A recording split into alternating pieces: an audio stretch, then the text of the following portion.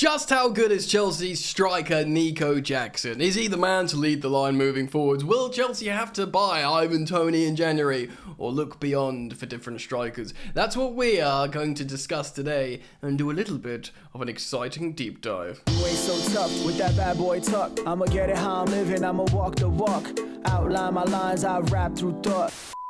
We all like Nico Jackson. He looks fit as a fiddle, had a good pre-season, links up well and plays to the end. He's young, he's 22 years old, and there's something quite appealing about Chelsea buying a striker for 30 million quid and not 100 million quid and hopefully it working out. You know, of course we got him for Villarreal. He was a winger originally, brought down through the middle, started playing, started scoring goals. And although he's only got one goal this season, he does look pretty good. He does look pretty good. In today's video, we're going to use a website called xvalue.ai to look at how he plays and what he's doing, and in between and perhaps afterwards we'll break down what we think, or certainly what I think as a Chelsea fan looking at him.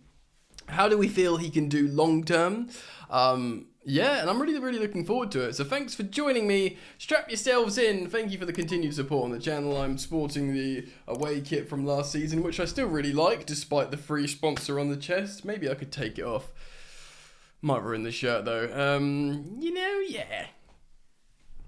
Alright then, we're going to look at the, okay, fair enough. We're going to look at, actually, this. Here we go, Nico Jackson. So he is, of course, a Senegal international. He's 22 years old, 186 centimeters high, and 78 kilograms. I'd kind of like to be 78 kilograms. He's right-footed, he plays for Chelsea, and here, it says his position is a second striker. Now, we'll look a little bit more into detail about what he is as a player. As you can see on the top here, his metrics are, he has played 433 minutes, he's got one goal, one non-penalty goal. His non-penalty XG here says 3.47. I've seen different metrics from different, websites. Some say he's been over 4. Regardless, he has underperformed pretty dramatically for his expected goals. I think he's one of the top players in the league to underperforms. Kai Havertz, I think, is at the top.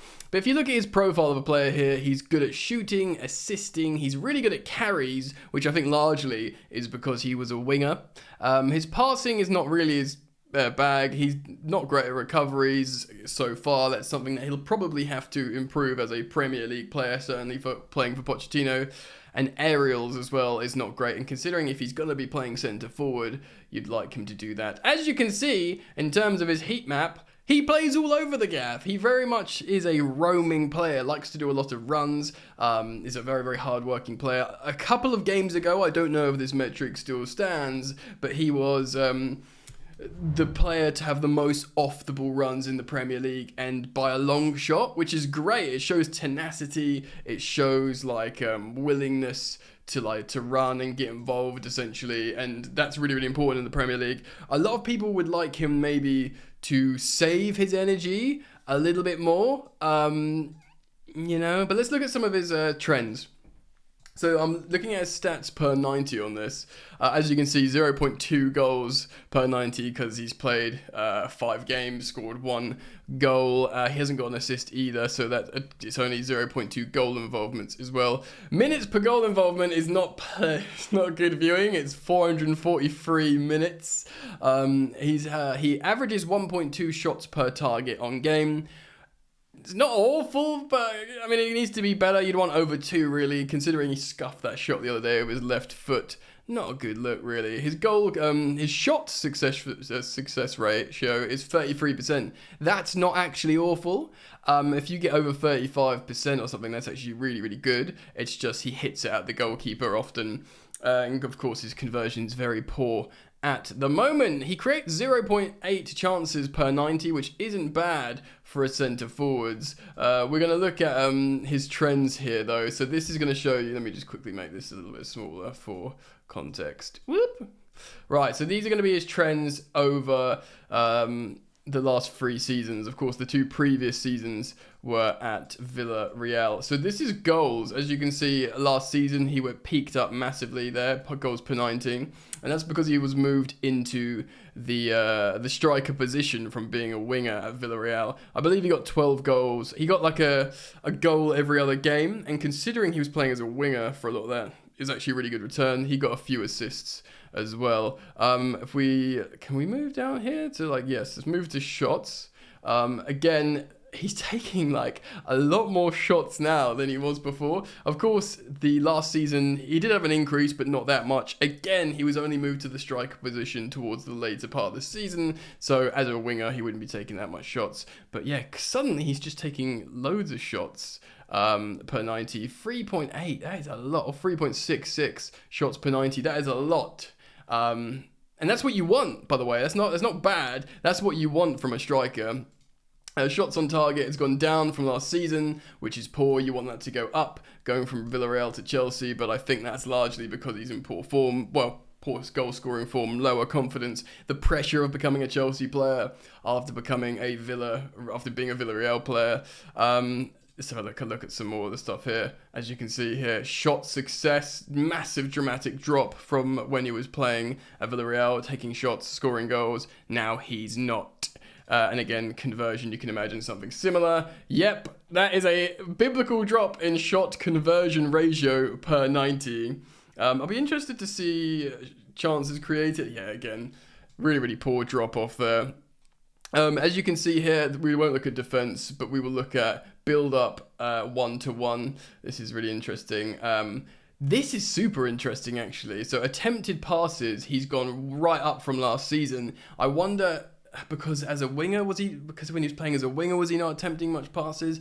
I guess when he brought into the middle, let's just do this per 90 as well. When he got brought into the middle, he was just scoring goals. He wasn't attempting passes, where now, I think probably for Chelsea, if you remember we looked at his heat map, he was all over the place. And the fact how he's all over the place, he's going to be making more passes. So he's of course making more passes. This is great. Look at that pass success. It's increased massively. Chelsea's coaching, generally Premier League coaching, you have to be really good at passes, especially the big teams. I know Chelsea are, here's that word, languishing in the bottom half of the table, but his pass success is way better, like a biblical amounts better. Look, it's not uncommon for a striker to have like 75, 76, 77% pass accuracy. But what's he got? He's got 81% basically, which is really, really great as a striker. You know, a Man City striker can have that. Do you know what I mean? So his passing's really good. His technical ability is really good. He's not crossing now because he's not playing as a winger anymore. And when he does pass, he's just passing down through, the midfield. Let me just quickly look at his dribbles. Yep, more dribbles, which is interesting considering he was playing as a winger.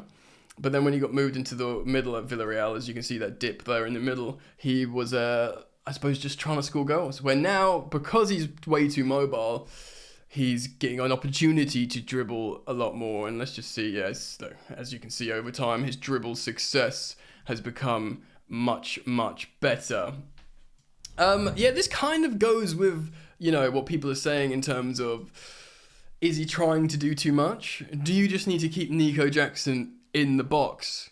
I mean, but the other metrics that we've seen, it does dictate that he is, he is getting goal scoring opportunities. He's just scuffing them, but maybe he needs more goal scoring opportunities, and one will just eventually go in. Is there an argument to be made from looking at these metrics that he just needs to not run around so much? Okay, so this is advanced stats I want to show you now. This is interesting. So his expected goals per 90 is 0.7, which is absolutely fine. Because expected goals, remember, so that's the metric top left, as you can see there. Expected goals is what you're supposed to score. If he's scoring 0.7, that's essentially scoring a goal every 1.5 games, which is an elite striker Premier League return. And that's in his current iteration. That's his current Nico Jackson that runs all over the pitch, works really hard, presses, counter presses, drops deep to pass and pull defenders away. He's still getting 0.xg per game. That's really, really good. As you can see here on his mobile finish, this is essentially his profile of player. it says he's a mobile finisher. That's the kind of striker he is. He receives loads of through balls, which is good. A lot of them are probably, like I said, following the theme deeper than we'd like. Successful dribbles, he's pretty good at that. I don't know what over is, like offensive value added. Well, I'll tell you what, expected offensive value added is pretty high, and of course non-penalty XG excluding penalties, very high. So he's doing well. He's generally playing well. He's doing stuff you want a striker to do. Like I said, maybe you'd move him somewhere like, you know, closer to the goal. This is interesting. So it's comparing similar players. He has, as you can see, he's in top 6 for the mobile finishes at the moment, and he's just come down into the Premier League. So Salah and Mitoma, you know, Bobby decode over Reed being up there is quite interesting. Nketiah, small sample size, playing well. Dan Juma, that's a very interesting one for Everton. But Nico Jackson is right up there. He's above Ollie Watkins, and he's above Marcus Rashford for that profile of player, that statistic, that general performance. So when you look at that, you can kind of like understand why Pochettino is happy with how he's generally playing. As you can see, this bit's going to make you laugh in a minute. Expected threat, very high. XT is expected from passes measure, okay, whatever. But 1-2's open, but we know you can do 1-2's, Nico Jackson. We've seen it with with Madrid. I just laugh because similar players, Gonzalo Higuain, mobile finisher, as if Gonzalo Higuain has been a mobile finisher at Inter Miami. He's their top scorer, I believe, which is just mental.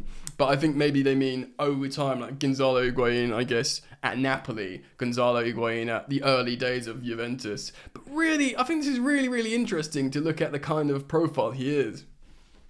I'm going to use this website a lot. I really, really like it. I want to bring stats back into my game, because that, you know, the OGs will remember, the day ones, the real ones will remember that I am Jan the Statman. That's who I am. I am Jan the Statman. So I'm going to bring some back, and I love quantifying performances. Yes, you guys understand we want goals, we just want to see goals, we just want to see goals, we don't want to see goals. I'm done with Brighton. We want to see, with our eyes, goals. And, you know, this is the kind of stuff Pochettino's looking at. And he's looking at the player profile, you know, these metrics and the players he's performing like. And it's a little bit of confidence, like, you know, one more goal would have changed the narrative in the opening 5 games for Nico Jackson. Say the sitter against, you know, Nottingham Forest. And then on top of that, he forced a couple of good saves as well. So if he's got that, the narrative is very, very different around Nico Jackson. But when he's performing like this, he's making himself available, doing like all those through balls and stuff. I feel pretty positive about it. Obviously, he's going to help defend on corners and stuff. But one of the things that maybe he can be criticised for, but Pochettino is going to want them to work really hard. But as you can see here on the heat map on the right-hand side, he just plays absolutely everywhere. Maybe he needs to just be in the box a bit more, I don't know, or is he offering loads of value? Like the expected threats and value is very, very high still. So yeah. Anyway, I wanted to talk about that. I found that really, really interesting. Let me know if you did too. Please do comment down below. I want to make more videos like these, so if you want me to as well, please comment and let me know. And I will do a preview of the Villa game tomorrow after Poch's press conference, so keep it locked for that. And yeah, thanks for joining me, and I hopefully see you guys back here very soon. Peace.